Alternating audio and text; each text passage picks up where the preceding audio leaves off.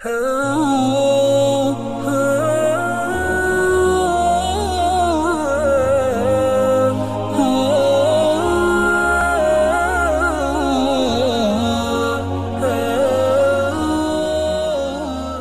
tadi setelah dunia itu ada alam apa?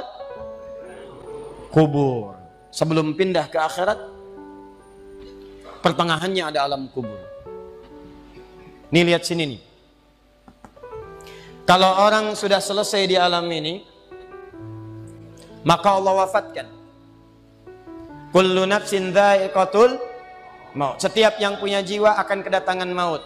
Siapa yang bawa maut? Namanya malakul maut. Kalau malakul maut sudah bawa maut, maka dia mulai mewafatkan sampai meninggalkan dunia ini. Apa dalilnya Ustaz? Quran surah 32 ayat yang ke-11, paling kanan sebelah bawah.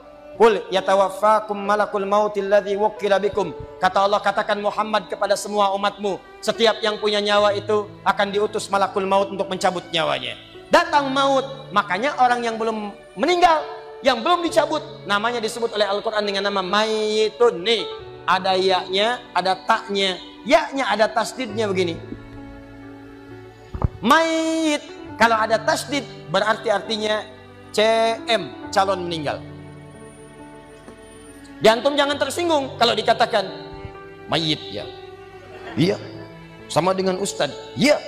Innaka mayyitun wa innakum mayyitun. Engkau mayit, mereka pun mayit. Engkau akan wafat, mereka pun wafat. Cuman Allah membedakan waktu-waktu wafatnya. Barangkali tidak sama semuanya. Bisa antum duluan, saya belakangan, mungkin. Atau mungkin juga ditukar, jangan salah, bisa ditukar. Saya belakangan, antum duluan, bisa. Gak ada bedanya Ustadz. Ya sudah, saya duluan, bisa setelah antum. Nah, dipakai tasdid. Kalau datang maut, maut datang, maut lewat malakul maut. Maut ini mengambil nafas, diambil tasdidnya nih, ambil ke atas. Begitu diambil, qul yatawaffakum malakul mautil ladzi wukkila bikum. Kullu nafsin dha'iqatul. Ya ayyatuhan nafsul mutmainnah, sesuatu yang tenang. Dalam bahasa Arab disebut dengan sukun. Sukun itu tenang, alamatnya sukun bulat. Bulat ini bulat dalam ilmu loghah. Bulat jadinya hilang tasdidnya. Maka kalau mayit itu artinya nyawanya sudah tidak ada. Mayitun masih ada nyawa, diambil malakul maut jadi mayitun. Nih alam kubur. Begitu pindah ke sini, datang malakul maut, dicabut nyawanya, maka diwafatkan, ditinggalkan dunia ini. Maka orang mengatakan telah meninggal dunia. Artinya apa? Ditinggalkan dunianya. Lihat sini, fokus. Karena alam kubur beda sifatnya dengan dunia, lain tempatnya, lain keadaannya, maka lain pula bekalnya. Jangankan alam kubur, beda tempat di dunia saja sudah beda keadaannya. Anda orang Indonesia ingin datang ke Malaysia, kalau bekalnya tidak ada Anda bawa, tidak akan mungkin Anda bisa masuk. Apa di antara bekalnya? Ada paspor yang mesti distempel begitu masuk imigrasi. Pergi lebih jauh lagi, misalnya saya pengen ke Australia, maka Anda harus ngajukan untuk mendapatkan visa. Lebih jauh ke Amerika, visanya bisa lebih sulit lagi. Maka bagaimana dengan alam kubur yang sifat keadaannya beda dengan dunia? Makanya bekalnya pun tidak akan sama. Jadi kalau Anda cuma mengumpulkan bekal dunia, maka semua bekal itu akan ditinggalkan saat di dunia. Maka orang mengatakan meninggal dunia, maksudnya meninggalkan dunia dengan semua bekalnya. Nih, maaf ya, jam dunia, baju dunia, handphone dunia, gelas dunia. Jadi semua yang kita dapatkan di dunia, rumah yang luaskah, mobil yang mewahkah, pakaian yang glamourkah, kalau sudah meninggalkan semua alam dunia itu, maka hilanglah semua yang kita kenakan. Habis semua kita tinggalkan. Walaupun Anda koleksi yang bagus-bagus, tetap tidak akan pernah dibawa. Jangankan Anda, yang mengantarkan saja tidak akan menyertakan. Silahkan cek. Anda punya koleksi mobil paling bagus, apakah saat wafat dikuburkan dengan mobilnya? Tidak. Anda punya handphone paling mewah, kenangan tingkat tinggi. Di handphone itu suka dipakai bikin status tentang hadis, tentang ayat, tentang tafsir.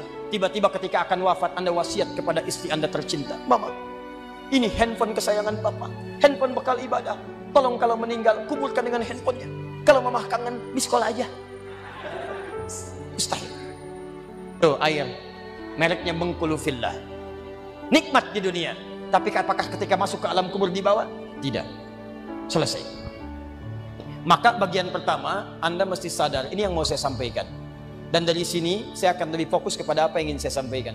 Kita mesti sadar teman-teman sekalian, pertama kata Allah kita akan wafat. Antum akan meninggal. Wafat. Wafat. Wafat. Wafat. Jadi antum kalau melihat di cermin tuh, ngaca dulu, ngaca, tunjuk wajah antum, wafat. Kamu akan wafat. Ketika Anda sadar Anda akan wafat, meninggalkan dunia ini, maka Anda mesti paham, udah punya bekal belum untuk pulang? Udah punya persiapan belum? Jangan-jangan Anda sibuk menyalakan rumah dunia Anda. Begitu padam listriknya, sibuk telepon PLN, telepon ini, telepon itu. Masuk ke alam kubur nggak ada cahaya, mau PLN mana yang dihubungi? PLN yang datang malaikat mungkar. Menerbuka. Siapa Tuhanmu? Siapa nabimu? Apa kitabmu? PLN. Gelap. Gelap. Dan gelap. Karena itu orang-orang yang tidak siap dengan kehidupan berikutnya, maka mohon maaf, dia akan merasa ketakutan ketika meninggalkan dunia ini. Bahkan ada yang saking takutnya, malaikat langsung bergerak untuk memaksa dia cepat meninggalkan tubuh dunianya. Muncul Quran surah ke-8 ayat ke-50.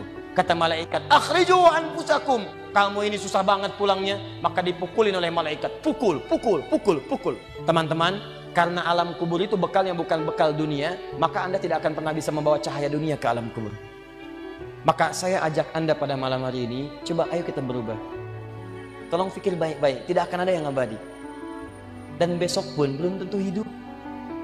Demi Allah saya katakan, Allah bisa mewafatkan kita pada malam hari ini.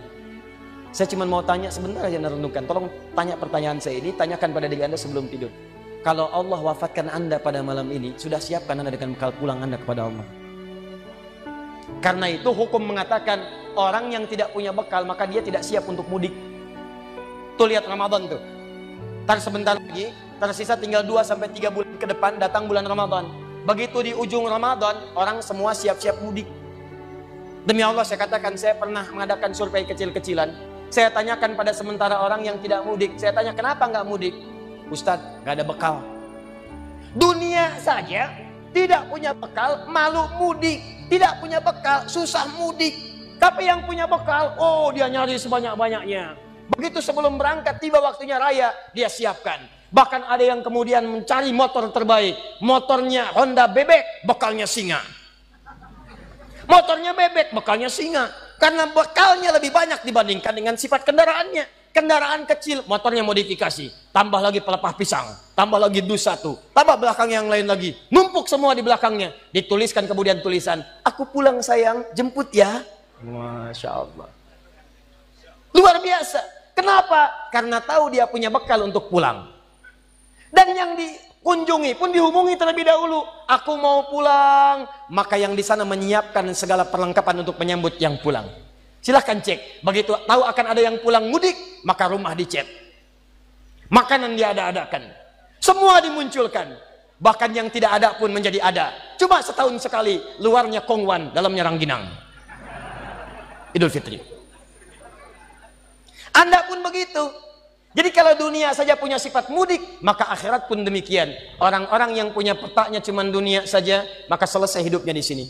Kata Allah, nih saya berikan gambaran. Yang visinya cuma sampai sini, maka saya berikan semua kenikmatan dunianya seperti yang dia inginkan. Tapi begitu selesai ini, ditenggelamkan di alam kubur sampai kedalaman yang paling dalam.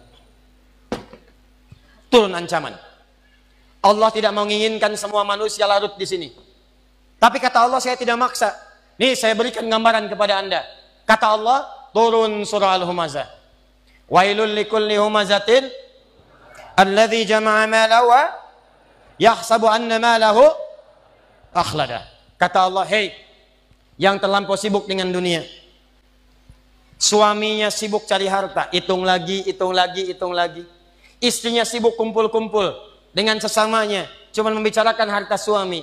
Sosialita yang senang dengan kumpul-kumpul saja, tidak ada manfaatnya, cuman ngobrol, cuman gibah, cuma macam-macam. Makanya ketika menyebutkan kalimat saling cela, saling ngobrol, menggunakan tak marbutah. Tak marbutah menunjuk pada perempuan. Wailul likulli humazatil lumazah, pakai ta, sedangkan ta sifat menunjuk pada perempuan. Muslim laki-laki, kalau ingin jadikan perempuan tambah ta di ujungnya, muslimah. Mukmin laki-laki, perempuan mukminah. Soim laki-laki, perempuan. Wah, itu dia. Sesuatu yang kokoh, kuat, berwibawa, mantap, punya tenaga.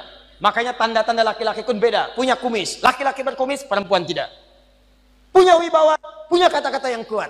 Makanya kalau ada laki-laki suaranya sedikit gemulai saja, itu akan kehilangan sifat wibawanya.